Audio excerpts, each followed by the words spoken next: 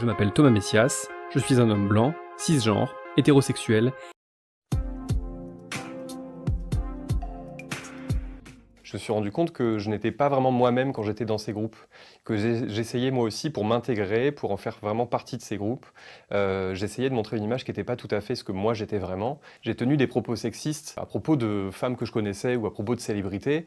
Et en général, c'est pas du tout une façon de me trouver des excuses. Ces propos, je les ai tenus et ils existent, etc. Mais c'était souvent sous l'influence d'un groupe, ou en tout cas par volonté d'en faire partie, parce que par l'humour, par cet humour oppressif, par des blagues sexistes de très bas étage, eh ben on est accepté, on est consolidé dans ce groupe et dans ces valeurs-là. Et d'ailleurs, quand on finit par dire qu'on n'en veut plus, on ne veut plus le cautionner, on nous fait comprendre qu'on est rabat-joie, qu'on est vraiment là, qu'on est là en train de casser l'ambiance, qu'on n'est plus tout à fait un vrai homme d'ailleurs, assez rapidement. J'ai un exemple qui m'a beaucoup marqué, une de mes premières relations sérieuses, où quand je l'ai présenté au groupe d'amis garçons auquel j'appartenais, les leaders de ce groupe lui ont fait passer une sorte de test d'entrée. J'étais présent, hein. Ils lui ont posé 1 milliard de questions, donc certaines étaient... assez rapidement, on est arrivé sur le terrain sexuel. Il ne la connaissait pas, il ne l'avait jamais rencontrée ou presque. Et en fait, ils lui ont fait passer comme ça une sorte de test pour voir à quel point elle était, je mets des guillemets, coincée, ou à quel point elle était au contraire détendue sur ces sujets. Et donc moi, j'étais à côté et je n'ai rien dit. Je n'ai rien dit. Je suis resté paralysé, j'ai attendu que ça se termine, parce que je savais que si je défendais ma petite amie, eh bien j'allais me prendre après des reproches de la part des membres du groupe. Et après coup, quand on en a rediscuté après avec elle, une fois qu'on était juste à deux dans l'intimité, je leur ai trouvé plein d'excuses, en disant que c'était de l'humour, que c'était au contraire une façon de l'intégrer, que de toute façon ça ne se reproduirait pas. Dans ce groupe, il y a une hiérarchie qui se crée, avec des leaders ou un leader, avec des suiveurs. On a vraiment cette nécessité d'essayer de s'imposer et de devenir un leader, souvent par la performance, en étant celui qui va être le plus séducteur ou qui va coucher avec le plus grand nombre de filles arrivé à un certain âge. Par la performance sportive également, puisque les moins sportifs sont souvent ceux qui sont considérés comme inférieurs dans le groupe, voire même qui en sont exclus. On a affaire à quasiment un groupe d'animaux. Pendant la décennie qui vient de s'écouler, j'ai été victime de cyberharcèlement.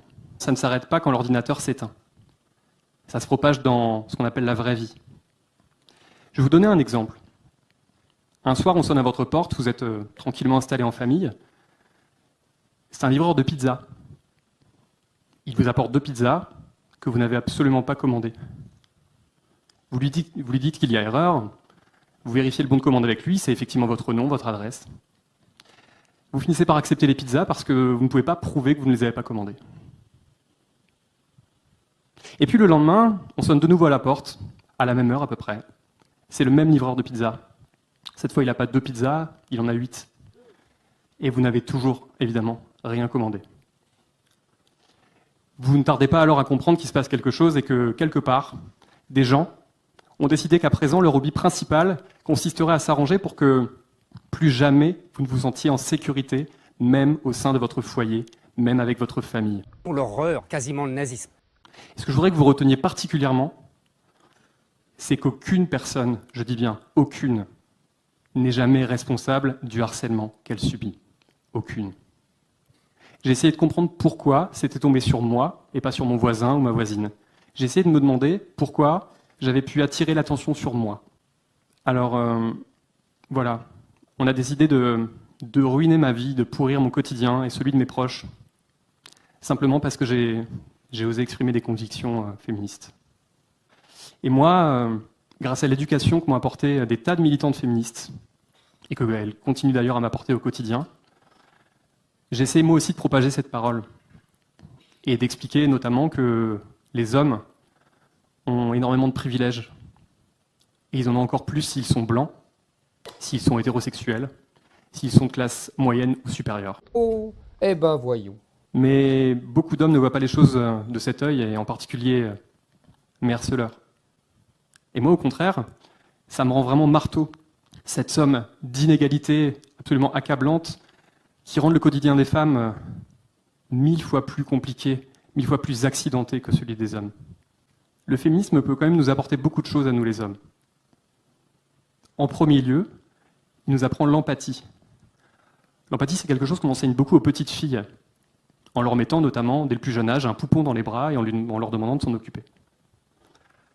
Et c'est ce qui fait d'ailleurs que, encore à l'heure actuelle, il y a beaucoup plus d'infirmières que d'infirmiers, beaucoup plus d'assistantes sociales que d'assistants sociaux. Parce que l'empathie, c'est quelque chose qu'on apprend beaucoup moins aux petits garçons. Et ça crée des déséquilibres absolument terribles. Roxane Gay, elle dit « Le féminisme m'a apporté la paix ». En réalité, peut-être pour des raisons complètement différentes des siennes, mais moi aussi j'ai l'impression que le féminisme m'a apporté la paix, malgré les livraisons de pizza inopinées.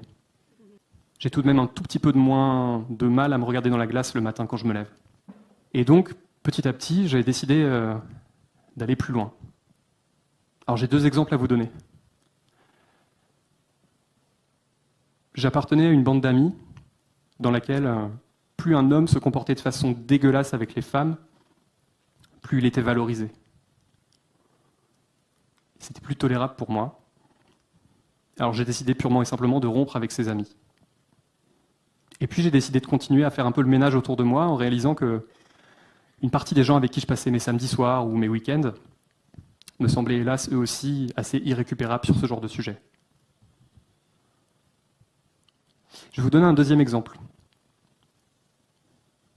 Je suis marié depuis maintenant plus de 8 ans avec une femme que j'aime et qui m'aime aussi, j'espère. Eh bien, même si elle porte un anneau symbole de notre union, j'estime n'être en rien son propriétaire. Elle ne m'appartient pas, ni son corps, ni ses pensées, ni ses désirs. Et aujourd'hui, depuis quelques années, cette femme vit, parallèlement à la nôtre, une 2e histoire d'amour. Parce que je suis qui, moi, pour m'imposer comme le seul phare de son existence? Et surtout, remettons-nous toujours en question. Vivons toujours dans un état d'insécurité intellectuelle permanent. Quand j'ai commencé à m'intéresser au féminisme, ça m'a sauté au visage assez rapidement. Non seulement je n'étais pas forcément le bienvenu dans tous les cercles de réflexion, toutes les discussions, mais en plus, alors que j'essayais de faire attention à ce que je disais et d'être aussi respectueux que possible vis-à-vis des femmes, je voyais régulièrement passer des blagues assez agressives à l'égard des hommes, voire des propos carrément insultants. Sur le moment, comme tout un chacun, j'ai d'abord été un peu choqué. J'ai pensé que c'était du sexisme à l'envers, que certaines de ces femmes se permettaient de parler des hommes, ou aux hommes, d'une manière qui ne serait pas du tout bien passée si l'échange s'était déroulé dans l'autre sens. Il m'est arrivé de penser que certaines de ces féministes étaient extrémistes, qu'elles étaient même un peu hystériques sur les bords, et qu'au lieu de se battre pour l'égalité avec le sourire, elles utilisaient la lutte féministe comme un simple défouloir. Ensuite, j'ai réfléchi, j'ai lu, j'ai écouté, je me suis accroché, et j'ai fini par comprendre peu à peu.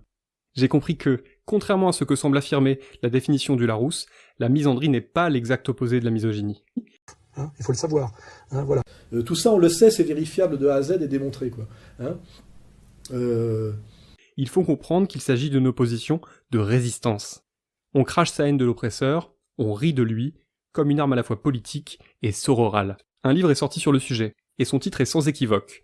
Moi, les hommes, je les déteste.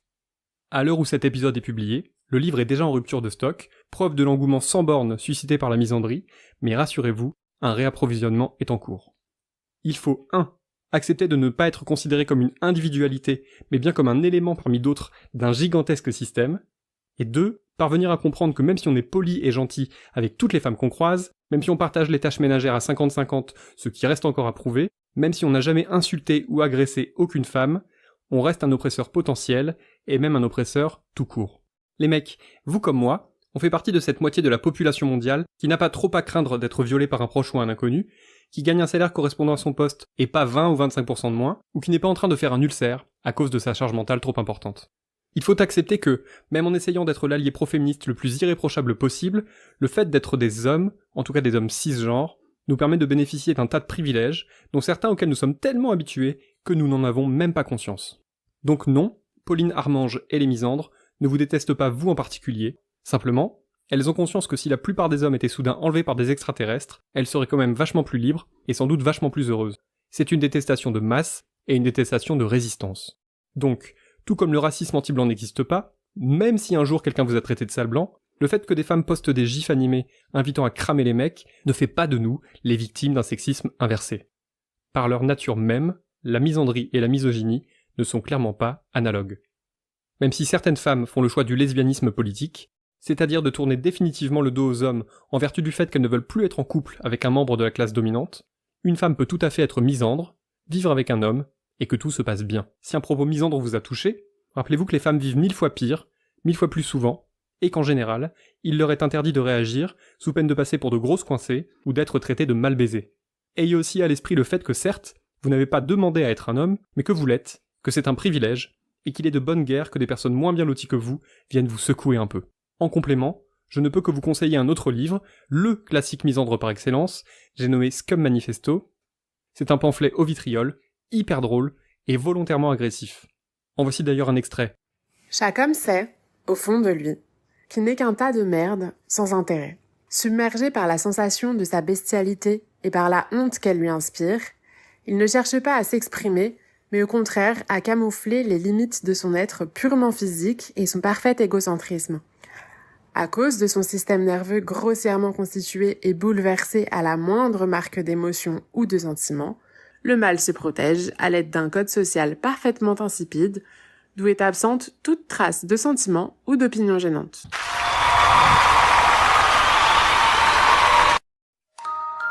Rejoins-moi sur Telegram.